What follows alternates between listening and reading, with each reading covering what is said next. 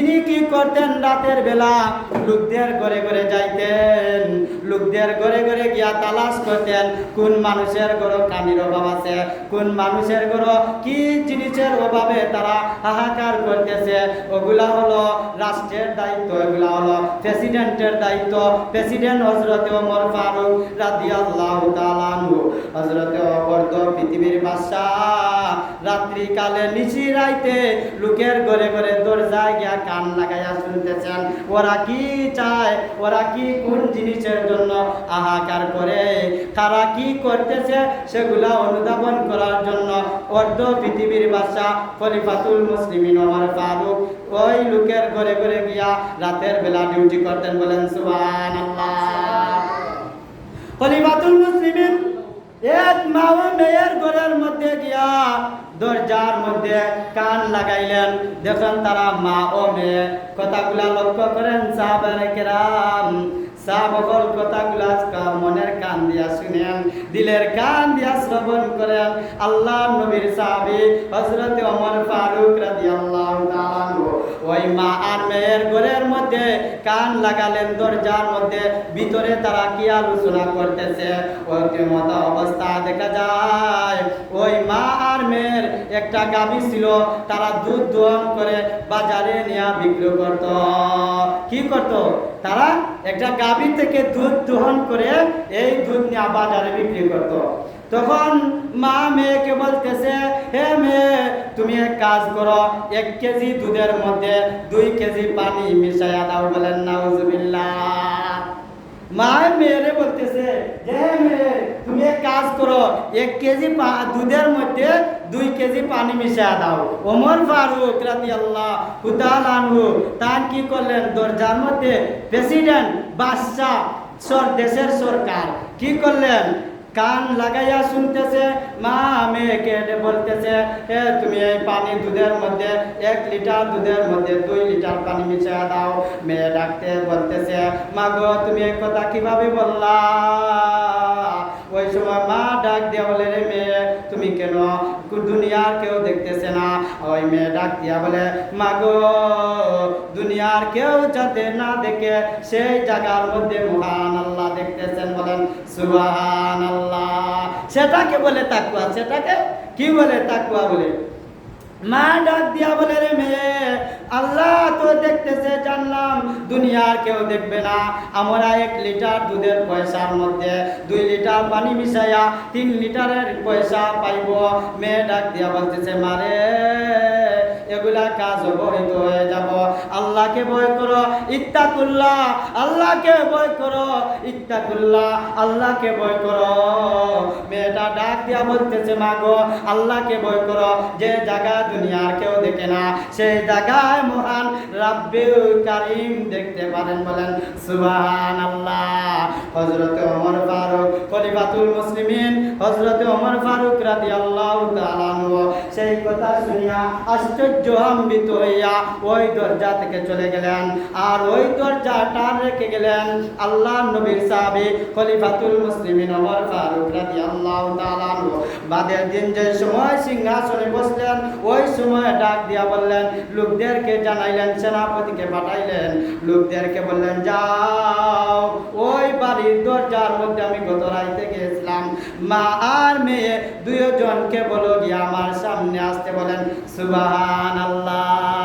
যেই খলিফাতুল মুসলিমিন হযরতে ওমর ফারুক রাদিয়াল্লাহু তাআলা আনহুকে দেখলে শয়তান পর্যন্ত ভয় পাইত। এখন মার মেয়ে চিন্তার মধ্যে পড়ে গেল, আর কি হবে আমি বুঝতে পারতেছি না। গত রাইতের আলোচনা মনে হয় ওমরে জানিয়া পালাইছেন। বলেন সুবহানাল্লাহ। মার মেয়ের মধ্যে ভয় কাজ করতেছে, তারা ভয় পাইতেছে যে গত রাইতের ঘটনা মনে হয় ওমর ফারুক রাদিয়াল্লাহু তাআলা আনহু প্রেসিডেন্টের খবর পাইছে। সুবহানাল্লাহ। মার মেয়ে হযরতে ওমর ফারুক রাদিয়াল্লাহু তাআলা আনহুর সামনে গেলেন, ইয়া বয়ে কাঁপতেছেন। হযরতে ওমর ফারুক ডাক দিয়া বলেন, মা গো তোমার ভয় করার কোনো কারণ নাই, ভয় করার কোনো চিন্তা করার কারণ নাই। আল্লাহর নবীর সাহাবী বললেন, মা তুমি যে তোমার মেয়েকে তুমি বলেছো দুধের জন্য, দুধের মধ্যে পানি মিশানোর জন্য। তোমার মেয়ে এই তাকওয়াটা কিভাবে অর্জন করলো? তোমার মেয়েকে আমি চাই আমার পুতের বউ বানাবার জন্য। বলেন সুবহানাল্লাহ। তাকওয়া অবলম্বন করার কারণে হযরতে ওমর ফারুক রাদিয়াল্লাহু তাআলা আনহু অর্ধ পৃথিবীর খলিফা হযরতে ওমর ফারুক রাদিয়াল্লাহু তাআলা আনহু ছেলের বউ বানায়া তাকওয়াবান মেয়েকে নিয়ে গেলেন। বলেন সুবহানাল্লাহ। তাকওয়া এটাকে বলেন। তাকওয়া বলে না চুরি করা। তাকওয়া যাদের ভিতরে আছে তারা মিথ্যা কথা বলতে পারে না। আল্লাহর ভয় যাদের আছে তারা নামাজ ছাড়তে পারে না। আল্লাহর ভয় যাদের ভিতরে আছে তারা মানুষকে কষ্ট দিতে পারে না। আল্লাহ রাব্বুল আলামিন বলেন ইত্তাকুল্লাহ,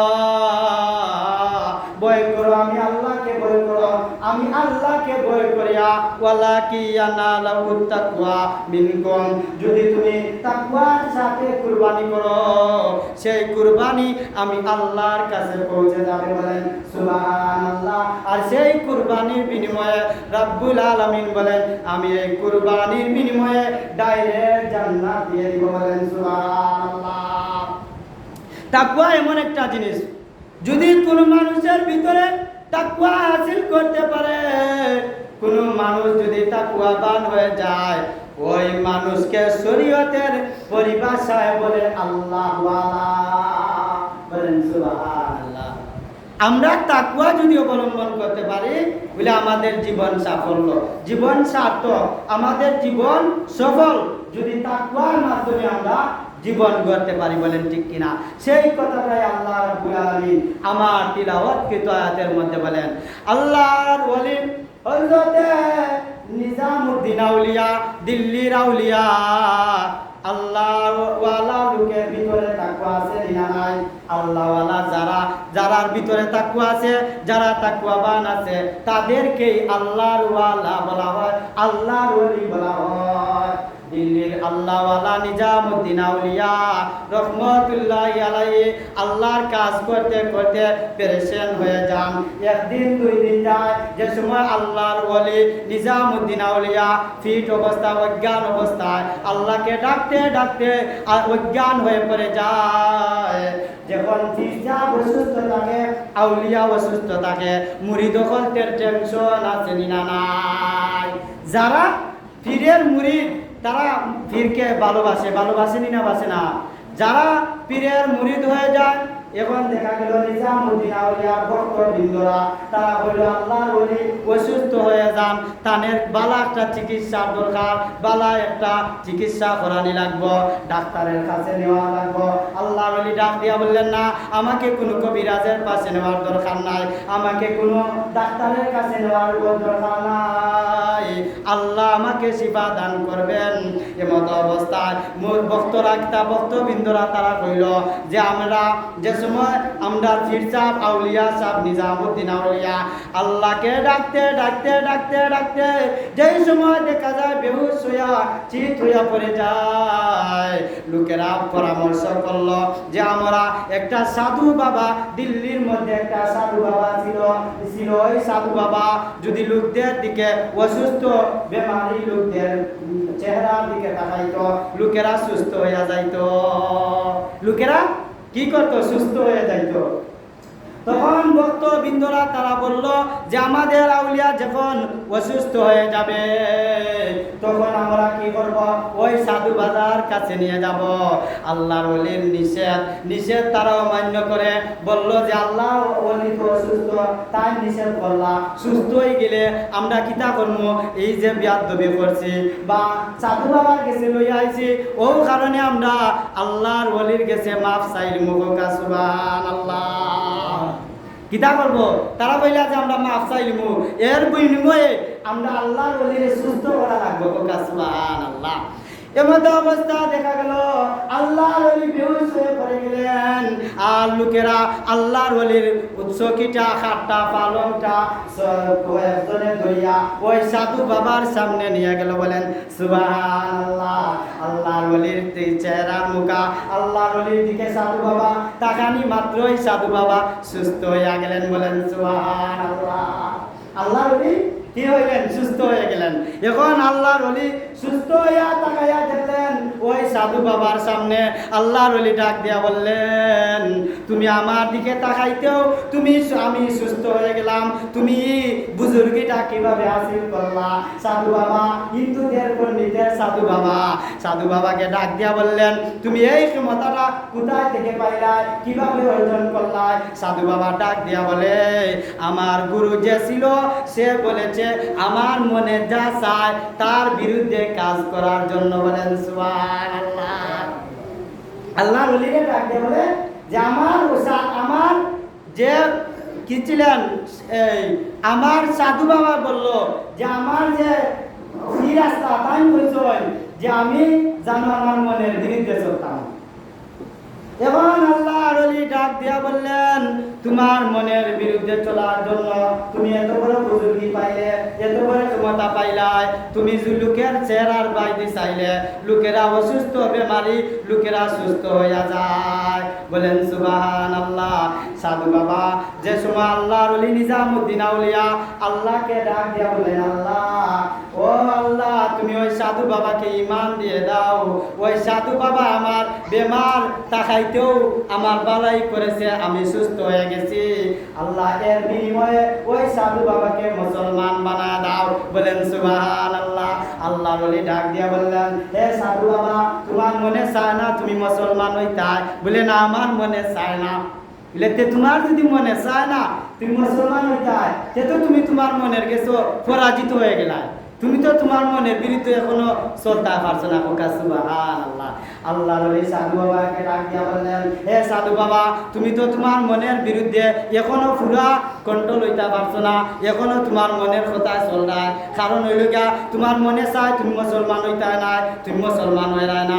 এতে বোঝা যায় তোমার মনের বিরুদ্ধে এখনো আটকাইলাছ। তোমার মনের বিরুদ্ধে যদি পুরা চলি যাও তুমি দুনিয়াতে শান্তি আখিরাতেও শান্তি পাইবা। বলেন সুবহানাল্লাহ। এখন সাধু বাবা ডাক দিয়া কইলা, তো দেখা যায় আমি আমার মনের বিরুদ্ধে মনে চাই না আমি মুসলমান হই না, তে তো দেখা গেল আমার মনের বিরুদ্ধে এখনো চলতাম পারছি না। সাধু বাবা ডাক দিয়া বলে, আল্লাহর ওলি তুমি আমারে ইমানের কলিমা পড়ে দেওয়া। সাধু আল্লাহ ইলাহা ইল্লাল্লাহু ওয়া আশহাদু আন্না মুহাম্মাদান আবদুহু ওয়া রাসূলুহু। সাধু বাবার ভিতরে ঈমান আসলো, তাকওয়া আরো মজবুত হয়ে গেল। বলেন সুবহানাল্লাহ। এই ঘটনার সুবাদে আমরা কি জানতে পারলাম, কি বুঝতে পারলাম? আমরা বুঝতে পারলাম যে মনের বিরুদ্ধে চলতে পারলে দুনিয়াতেও শান্তি আখিরাতেও শান্তি।